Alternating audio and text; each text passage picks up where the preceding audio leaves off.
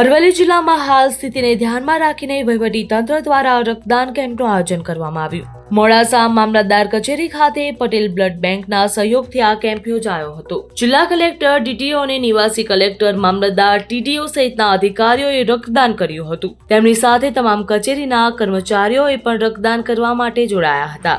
આ પ્રકારના રક્તદાન કેમ્પનો મુખ્ય ઉદ્દેશ્ય એ છે કે લોહીની અછતના સમયે દર્દીઓને તાત્કાલિક સારવાર પૂરી પાડવા માટે જરૂરી લોહી ઉપલબ્ધ રહે.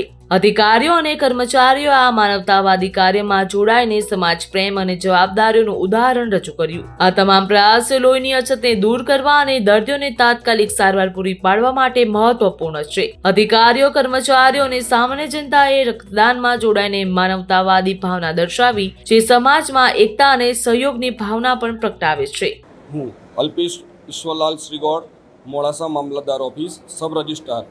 આજે અમારા મોડાસા મામલતદાર ઓફિસમાં રક્ત કેમ્પ યોજાયો. અત્યારે ભારત અને પાકિસ્તાન વચ્ચે એક યુદ્ધની પરિસ્થિતિ સર્જાઈ ગઈ છે, તો આપણી નૈતિક ફરજ બને છે, મૂળભૂત ફરજ છે કે આપણા દેશ માટે આપણે કઈ ને કઈ રીતે મદદ કરીએ. તો આજે આ રક્ત કેમ્પ યોજાયો તો મને એમ થયું કે હું મારા દેશ માટે આટલું તો કરી શકું. બીજું સમર્પણની ભાવના આપણામાં હોવી જોઈએ દરેક દેશવાસીઓમાં, એવી મારી ઈચ્છા અને આપણા દેશવાસીઓની. જય ભારત.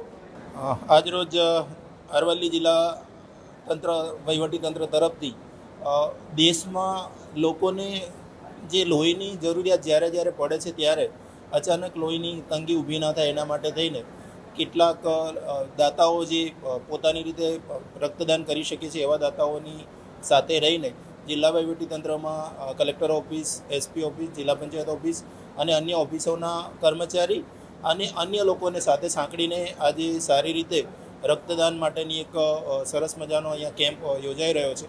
ત્યારે અમારા કર્મચારી મિત્રોએ ખૂબ સારી રીતે ભાગ લીધેલો છે. જિલ્લા વહીવટીતંત્ર તરફથી કલેક્ટર સાહેબ, ડીડીઓ સાહેબ, આરએસી સાહેબ અને તમામ સિનિયર અધિકારીઓ પણ પોતે રક્તદાન કરી રહ્યા છે.